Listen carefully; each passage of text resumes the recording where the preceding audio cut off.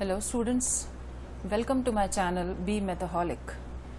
Now in this video I am going to tell you about chapter 1 from standard 11, set theory, or in general we can call it as sets. So without wasting time, let us first study what is the meaning of this sets. So to begin with, let us study about and let us see what the definition of set is actually. So the definition of sets says a set is a well-defined collection of objects. Now we have to focus upon this line, that is the definition. We have to understand the definition here. A set is a well-defined collection of objects. Now before I tell you what is the meaning of well-defined collection, let me tell you one more part of it, that is mathematical statement. Now here I am going to focus upon what is the meaning of this mathematical statement. Actually, what are mathematical statements? So mathematical statements are those statements which are universally accepted by all. Please understand, इसको बहुत simple language में हम इस तरह से कह सकते हैं कि ऐसे सेंटेंसेस जो पूरे यूनिवर्स में एक्सेप्ट हो, जो हर लोग जिसको एक्सेप्ट करें, वही सेंटेंसेस क्या कहलाते हैं? Mathematical statements. So those sentences which are accepted universally are called as mathematical statement. So here we will only talk about those mathematical statements which are not ambiguous. Ambiguous means which does not have a common consensus. तो हम ऐसे sentences लेंगे जिनका common consensus हो, जिस पर एक राय बने सारे दुनिया की, वही sentences की बात करेंगे. So those sentences are called as mathematical statement. So let's begin with here again. I come back to the definition. So let us see it. A set is a well-defined collection of objects. Now what do you mean by well-defined? Well-defined means, here I'll explain it through these two examples. So for this I have taken two statements. To understand this, let us talk about statement 1, which says, this is a sentence, in fact I should call it a sentence right now, a collection of honest people in our country. Now here, for some you may call it, in fact you can take it, why to go to our country, in fact you can take it in your neighborhood or in your class only, students, that you cannot define a person who is honest or who is dishonest. So there may be अलग-अलग राय हो सकती है काफ़ी लोगों की. So this statement, such sentences cannot be called as mathematically accepted statements. So we will reject this type of statements. Or you can say, you can take other examples also, like number of renowned politicians in our country. So for some politician may be his or her favorite, some may not like them. So these are all ambiguous statements. We should not be considering them as mathematically accepted statements. The second one would be a collection of months of the year. Now this is one example I have taken. Now all of you very well know that we can have a collection of months of the year. For example, you can say, if I ask you what all months are there, you can say January, February, March, April till December. We can have the collection of months. That is, we all know that till December we have 12 months in a year. So these are all well defined and accepted by all. So such type of sentences can be called as a mathematical statement. So in this very chapter we will be discussing about different types of such examples. Now we are talking about maths, so of course we will talk about some of the mathematical statements only. Most of the mathematical statements will be dealt here. So for example, a set of, we can say a collection, or you can say a set of first 5 natural numbers. This is one example I am taking, a collection of first 5 natural numbers. Now here the collection of first 5 natural numbers, all of you know what natural numbers are. So I can say like 1, 2, 3, 4, 5 will be the answer. So you can very well answer that these are 5. There are 5 numbers which depicts the natural numbers. So we can have a collection of those numbers. I hope I am clear with the definition. So now the next thing which we are going to discuss is the notations used to define the or will be used in this chapter. So these all notations I am going to tell you what all notations will be discussed. So we begin with the letter, we begin with here the letter N. It says, this is capital N. So this letter is used to describe a set of natural numbers. Wherever you will find, now here we will be only discussing in terms of the letters and these notations. So n denotes the set of natural numbers. Here W, you will find it defines the set of whole numbers. Then we have Q, which shows the set of rational numbers. All of you must be knowing what these numbers are actually. And then we come to the letter Z, which defines the set of integers. Now comes the letter R. It defines the set of real numbers. So in the books, if you happen to see such symbols, you definitely will you should understand it, that what Q denotes. Q is denoting a rational number, Z is denoting set of integers, R is denoting real numbers. Now here this R, now here if you see, we talk about integers or rational numbers or real numbers. These numbers can be positive and they can be negative as well. So if you see Q plus, then this denotes the set of positive rational numbers. Similarly, Z plus denotes the set of positive integers. Likewise, R plus denotes the set of positive real numbers. So I hope I am clear. So as soon as we will be moving to the next set of questions and description of the other topics in the chapter, I will keep telling you what all notations will be used further. Along with this, I am also supposed to describe and tell you about the further Greek letters, some Greek letters and some notations which are also used in this chapter. I begin with the letter epsilon. Now this is a Greek letter. It is called as epsilon, E-P-S-I-L-O-N. The meaning of this letter is belongs to. Similarly, if I write a letter epsilon and I cross this letter, this tells us does not belongs to.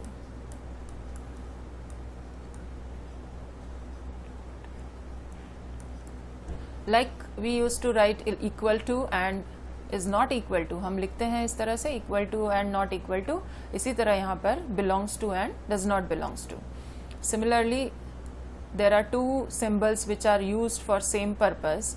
This is colon, you can find on your keyboards only. This is a colon and this is a small short line. Both these symbols are used for one thing, to denote one thing, which is known as and read as such that. Similarly, there is another letter you may find in some books as this, in this manner or in this manner, it's same. It is known as for all. You can read it as for all. जैसे V को उल्टा कर दिया, इस तरह से cross किया है, तो आप इसको कहेंगे for all.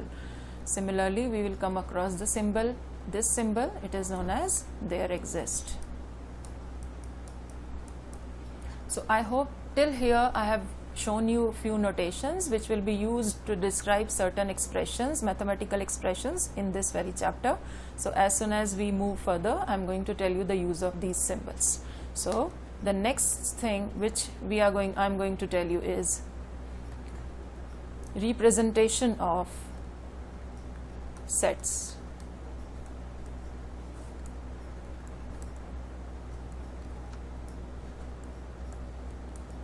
Now how you are going to represent the set? So there are certain rules which you have to remember and describe. The first thing which you have to take care of is the sets are always represented with the capital letters of English alphabets. You can use any letter to describe and define a particular set. Second, all the objects or the collection which you have taken are to be represented in terms of curly brackets separated by comma. So this is very important here when you will talk about sets and the collections. The objects which you have collected should be put inside a curly bracket and they should be named with the capital letter of English alphabet. So please remember this side, this part. The third thing, I think I should take one example to represent this. For example, if I take the collection of vowels in English alphabet. Now all of you must be knowing what all vowels are there in English alphabets. They are A, E, I, O and U. So here we will be representing this collection in terms of curly bracket, and all the letters will be separated by comma and written like this. It should be written like this. I hope I am clear in this. We can take another example here. Like if I say a collection of first 5 natural numbers. Now all of you are aware of what natural numbers are. I hope so. You all must be knowing the number systems. So here the collection can be represented as 1, 2, 3, 4 and 5. So this is how you are supposed to write. Now again there has to be some name given to each and everything. So here also whatever objects or whatever collection you have defined in this set form, each object has been given a name and each object is called as element. Please remember this. यहाँ पर हर object को हम क्या नाम देंगे? We call them elements. Okay. So here A is an element, E is an element. So all these are called elements also, right? So now next thing would be making use of the symbols what we have learned in our previous text. Like I would go with this. Here I have told you what is the meaning of this Greek letter. It is belongs to and does not belongs to. Now where these letters are to be applied, so let us talk about this. So I am going to take another page and explain it to you. So if suppose I take the example of the vowels only, so if I have the vowel A, E, I, O and U, and if I give you, like if I say in terms of fill in the blanks, if it comes to you and it's been written like this,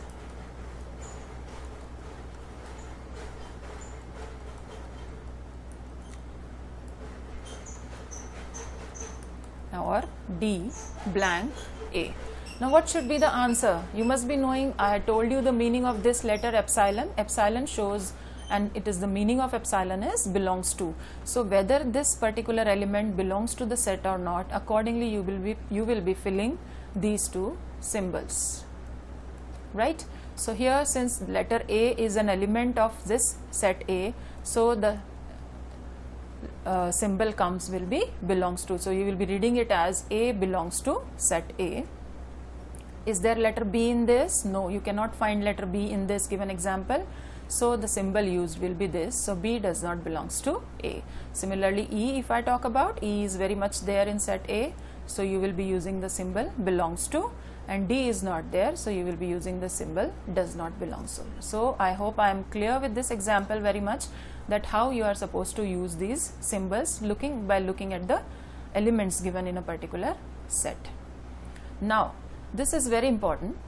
Another important thing is, if suppose I have to mention some words in the set form.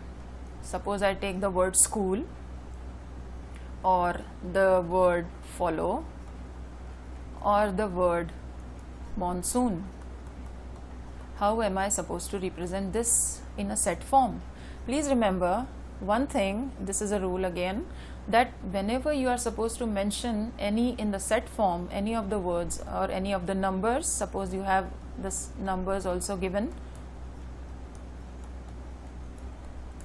So all these are different examples I have taken. I am going to tell you how to represent such numbers or words in terms of sets. So please remember the rule that whenever you have repetitive letters in any of the words or repetitive numbers given, these are to be written down only once. So I'll write it out like this: A equals to S, C, H, O and L. Only these letters will be put in the curly brackets. No repetition of letter should be noted down in the set form. I hope I am clear with this. Similarly, for let's take the word follow. Here O is repeating, L is also repeating. So you will be writing it as F, O, L and W. Please remember the way I am writing. C equals to, now I think you can make it your own, and I might I wish I could hear you answering this. This is M, O, N, S, that's it. Now here you can see N is repeating twice, O is repeating, coming 3 times, and so the letters remaining will be M, O, N and S. So there are only 4 letters which are to be put in a set form, not all the letters. Remember this thing. Again, let's come to this.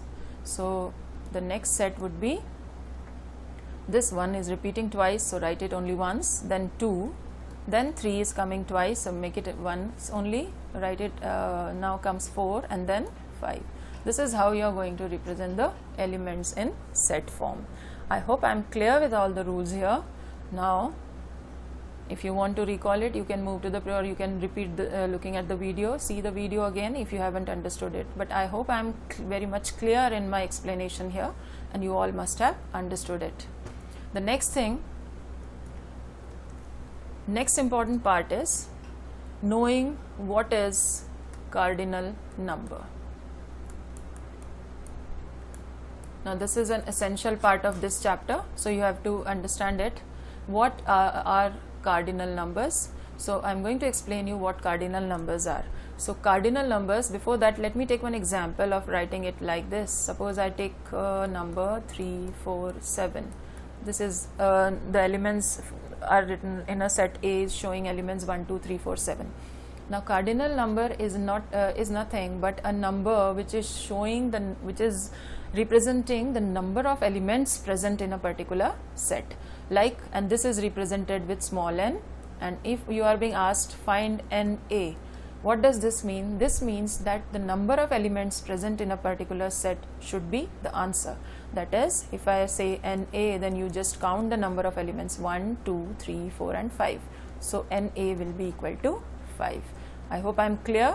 I take one more example to explain this. 1, A, C, D, E, if it is there. Alright. So what is NB?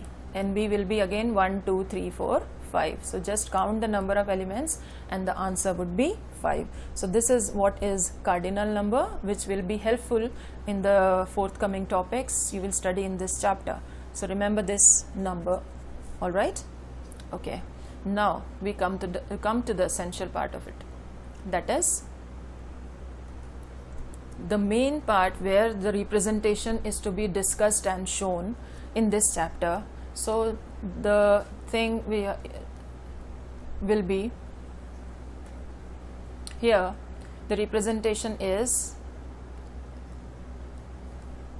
has 2 forms of representation. You can say in this roster or tabular form. These are 2 forms in which we can represent the sets, roster or tabular form.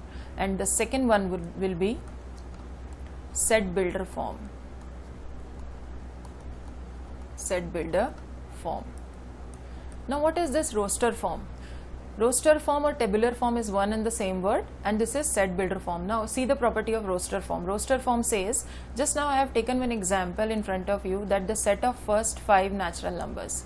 Now when elements are written and described in this particular manner, separated by commas, then such representation is called as the tabular form or roster form. Another example we had seen just now is representing the vowels.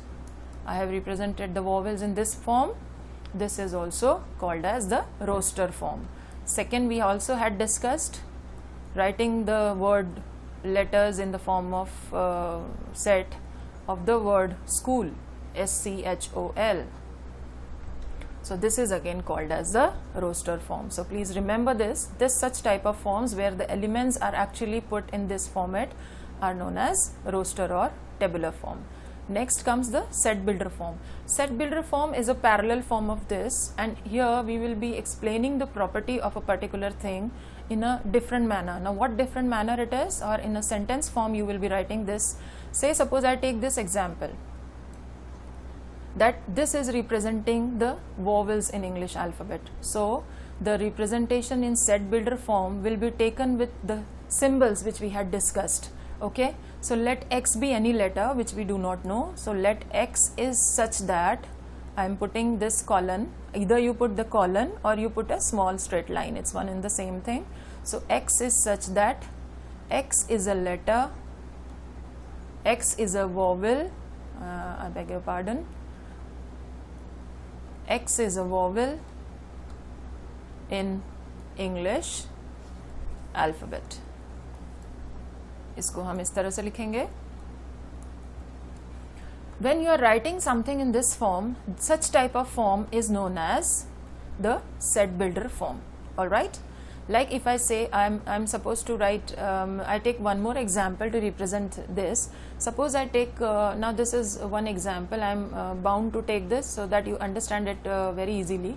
Suppose I have one set which is representing elements in this form: 1 upon 2, 2 upon 3, 3 upon 4, 4 upon 5 and 5 upon 6. Now all of you must look into the property of the elements as to in what form the elements are given here, okay? Because you will be asked in your questions that convert the set builder form into roster form or roster form into set builder form. So you must very well know how to write in both the forms a particular example. Fine.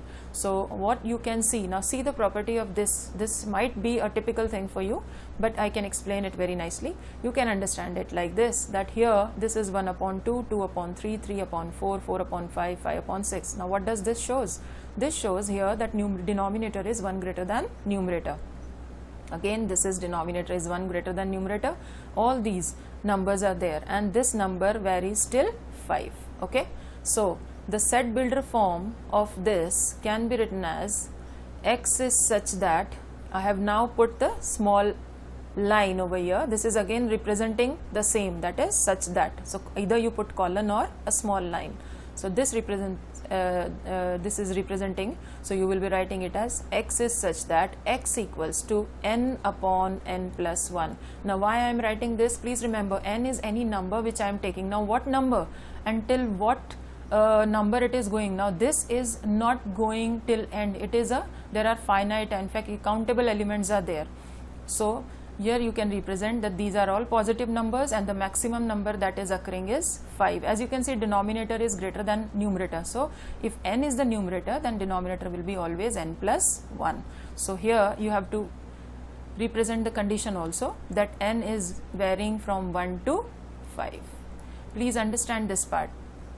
Here this inequality says n is greater than or equal to 1 and lesser than or equal to 5. This shows that when you are going to put, starting from 1, if you are going to put 1 here, this will become 1 plus 1, 2. So you will have the first element. Then if you will put 2, this is 2 upon 2 plus 1, that is 2 upon 3. Then 3, 3 upon 4, then 4, it is 4 upon 5, and then 5 if you will put, it becomes 5 plus 1, 6. So till from 1 to 5, all the elements are being represented in this. So this type of notation will be considered as the notation form in set builder form. I hope I am clear with this now. Okay, so this is the various representation of sets. So the forms in which you can represent the sets will be roster forms and tabular forms, and set builder form is another form. Okay, so roster and tabular is one form, second is set builder form. So looking into all the aspects of mathematics and looking deeply into the things or the roster form which is given to you, I am taking one more example so that you will understand it nicely. The conversion in set builder form matters a lot. So if I take take these examples 2, 4, 6, 8, 10 and 12, and I can take 14 also, it doesn't matter. So here you can see, now what do you observe by looking at these elements in roster form? What you observe is that there are all even numbers, okay, and they are all even numbers differing by 2 or multiple of 2, you can say in general. So the representation will be X is such that X equals to 2n, and here what is n? You have to represent n, either you show it by inequality or you can say it as for all n belongs to n. What does this means? That small n is comprising of all natural numbers. So, and there is a condition now, since it is restricted till here, so that means what if I am going to put n as a natural number, if I am going to put n as 1, you will get 2. If I am putting n as 2, it is coming 4, 3 रख के 6 आएगा, 4 रख के 8 आएगा, 5 रख के 10 आएगा, 6 रख के 12 आएगा और 7 रखते ही 12 आएगा. मतलब 1 से 7 तक जब हम n की वैल्यूज रखेंगे तो हमें ये सारे एलिमेंट्स मिलेंगे. तो आप यहाँ पर रेस्ट्रिक्शन में शो कर सकते हैं where x is, or you can say the value here of n will vary from 1 till 7. So this is how you have to represent all the elements, and this is another form which is known as, now this form is known as the set roster or tabular form, and this type of similar form which is representing one and the same form, it is known as the set builder form.